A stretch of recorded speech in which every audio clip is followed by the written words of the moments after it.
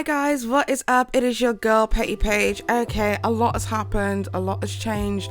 I apologize for not being around for the past week and a bit, but as you guys know, I'm pregnant and I'm really sick, so I'm sorry that I can't be around to do as many visual videos as I'd like to, but I am very sick right now. So thank you so much for those of you who have bared with me, but welcome back to another video on this channel. Today I actually wanted to have a conversation with you, quite honest and frank conversation about being open and public about your stance in terms of who it is that you decided to vote for, as well as if it really is the job of people on social media to get involved with politics, and does that have a place and does it serve its purpose. Now, before people decide to leave me an absolute essay about how it's US politics and why am I getting involved in US politics and that it doesn't affect me, I would go as far as to say that a lot of the decisions that the US has made this year has affected the world, and I feel like that's why the world has been hyper scrutinizing what's been going on in the US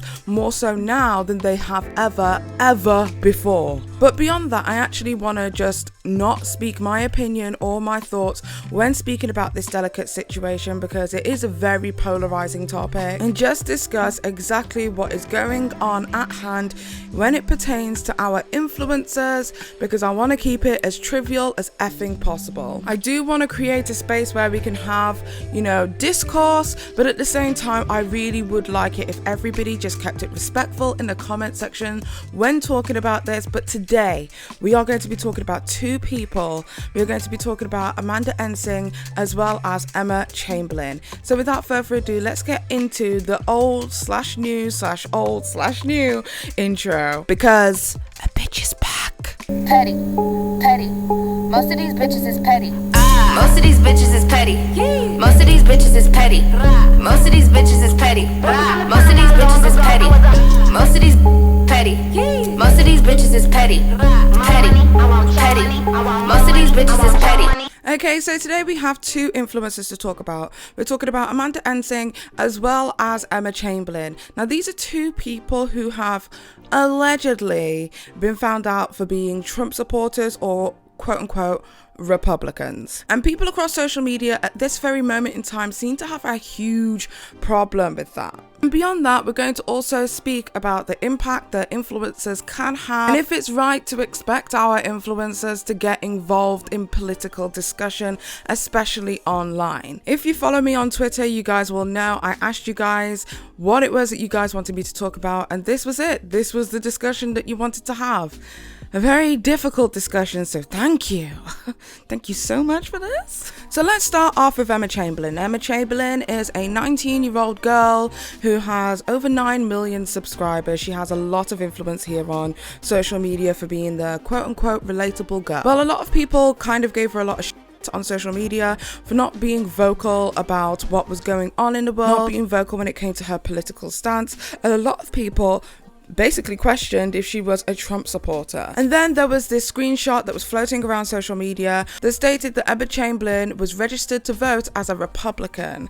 Now, a lot of people felt that this meant that she was a Republican. There are a lot of registered voters who registered as Republican who don't choose to vote Republican. There's a lot of registered voters who may not even choose to vote at all, so that wasn't really a true indication of what her political stance was. After these allegations about Emma Chamberlain's stance came out, Emma Chamberlain decided to deactivate her Twitter, which obviously was probably not the best thing to do, because it made more and more rumors swirl around about her not addressing things publicly, because also people had noticed that unlike her peers, she hadn't even been encouraging people to vote, and people feel as if regardless of who you are, everybody should be encouraging everybody to vote. Well, her silence was deafening. A lot of people were upset with her, and then obviously on the day that Biden won, all of a sudden she became extremely vocal about her stance, basically showing the blue colors, saying yes we did it, and telling people that she didn't want to address rumors on a day that she should be celebrating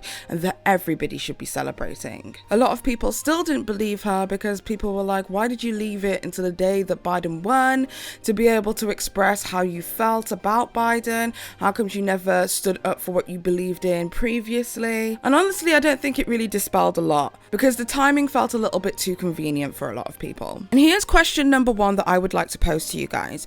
Do you guys think that it is important for influencers to tell people to vote? Do you think that it is the place of influencers to have open discussions about politics on social media? Or do you think, like many other people, that influencers are basically there to provide a safe space away from all of the bullshit of the world and just to give you entertainment? Because in essence they are entertainers, they are not political candidates. Tell me what it is that you guys think in the comment section. I'm really interested to understand what it is that you guys think, because a lot of people still do think that influencers are just there to influence.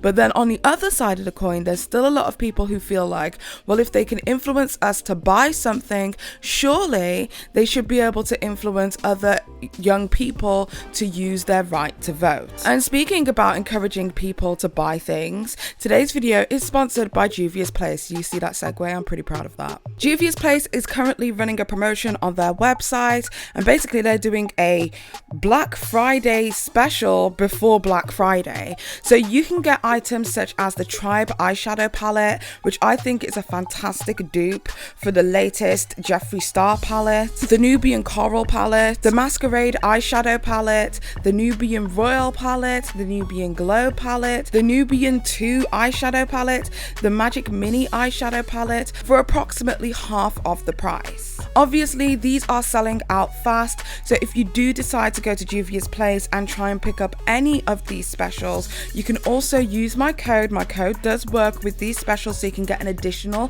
10% off. So you can use my code PETTY, that's PETTY, at checkout to get 10% off your order. And if you're ordering at a discount, honey, you're going to be saving some big ass bucks. So if you want to beat the Black Friday rush and get your palettes at a discounted price right now, now is the time. Thank you so much, Juvia's Place, for sponsoring yet another video, but let's get straight into the rest of the topic. I always feel so weird when I place my adverts like randomly in the center instead of at the beginning, because it reminds me of, like, you know, when you go on holiday and you're having a really nice time, but you know for a fact somewhere in the holiday that you're gonna have to sit through like an hour and a half timeshare meeting. Like that that's how I feel like my adverts come across. I hope the holiday's good enough and you enjoy being here. Okay, so moving on to Amanda Ensing. Now, Amanda Ensing, for some bizarre reason, decided to get onto her social media platform and make a whole ass video, which was going to be an extremely polarizing topic about her stance as a Trump supporter. This video was met with a lot, I'm just going to be honest, with a lot of hate. It has over 21,000 dislikes, and basically a lot of people had a lot of problems with the places that she chose to reference from, a lot of it being like TikTok links as well as Facebook links, because we all know that Facebook is like the perfect source when it comes to fact checking your information. It's not like the Facebook locals repost a post that they've seen somebody else post purely because it scared them. Definitely not that. Never that. The Facebook locals have never done that. That's never happened before. But her stance was strong, and I have to give it to Amanda Ensing. She doesn't give like, I genuinely think that she just doesn't give a like at all. Like, even when she was called out for like allegedly stealing somebody's artwork, she was just like, I didn't do it, and if you think I did, then you're stupid. And like, just the whole internet just kind of moved on. And I was like, how do you just get to go in front of a whole audience, lie to their face and just say suck on eggs, and then people just kind of move on? Amanda Ensing has this amazing strength and resilience. Like, say what you want, there is strength and resilience in her stupidity. Now, we could sit here all day and scrutinize Amanda Ensing's language and what it was that she said and how it translated. We could do that until the cows come home, honestly. Because a lot of the things she did say, I will say, just from an outsider's perspective, was extremely acquisitional of the opposing side.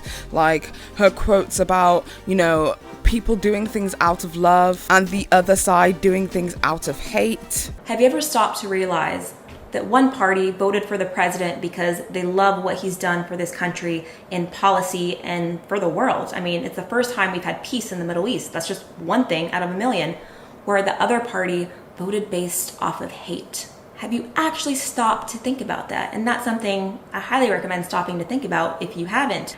But the important part that I wanted to note that this is a person who was extremely vocal about their political stance, and a lot of people had a problem with it. A lot of people took issue with it, and it's kind of made me wonder, especially on social media, if people want people to be open about their political stance or speak openly about where it is that they stand, because anybody who chooses not to is a Trump supporter, and the worst thing that you can possibly be on social media at this moment in time is a Trump supporter. People are getting ambushed for their thoughts, opinions and beliefs, and as much as, you know, people may disrespect Trump supporters or whatever, I'm an avid believer, me especially, that people have the right to believe what they want to believe. And does it mean that it doesn't affect certain minority groups socially, politically and economically? 100%. And should you look at those people based on the impact that their thoughts processes can have? 100%. Just like with the Emma Chamberlain situation, you can't want people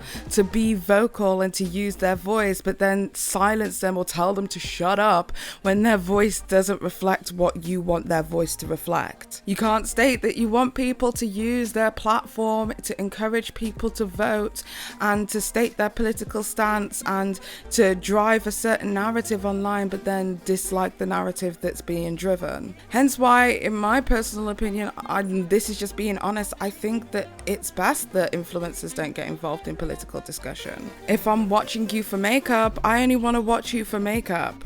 And if I want conscious discussion, then I'm gonna go to a commentator who does conscious discussion. There was a time in history where somebody's political stance was something that they kept to themselves. Like, it was a very private matter that they didn't discuss with many people. And I kind of feel as if, like, that's how it should be. And the choice to be vocal politically should be on each individual. If they want to be vocal, then they can be vocal. But if they want to keep it to themselves, then keep it to themselves. I just don't feel like there's any point in kind of forcing somebody's hand. Because then we have situations like with Amanda Ensing, where, you know, it's a Latina girl who a lot of people suspected of being a Trump supporter. And after a lot of acquisition on social media, she decided, after a hand was forced, to come out about her stance and made herself look absolutely stupid. This is not me saying that Trump supporters look stupid. This is me saying that Amanda Ensing made herself look absolutely ridiculous. Anyway, guys, tell me what it is that you guys think about this whole entire situation. Do you agree with me? Do you believe that social media is not the place for a lot of these influencers to state their political stance? Do you think that people should keep things to themselves and keep their stance to themselves should they so choose to, and only allow people to be vocal when they want to be vocal? Tell me what it is that you guys think in the comment section down below. I'm really interested to hear your thoughts. Once again, a massive thank you to Juvia's Place for sponsoring yet another video, and I shall see you in the next video, which will be soon because I will be doing a lot of voiceovers now because I'm so sick. With that being said, I hope you guys have an amazing day or evening, whatever the F it is you're doing, and until next time, guys, it's your girl Paige. Bye. Most of these bitches is petty.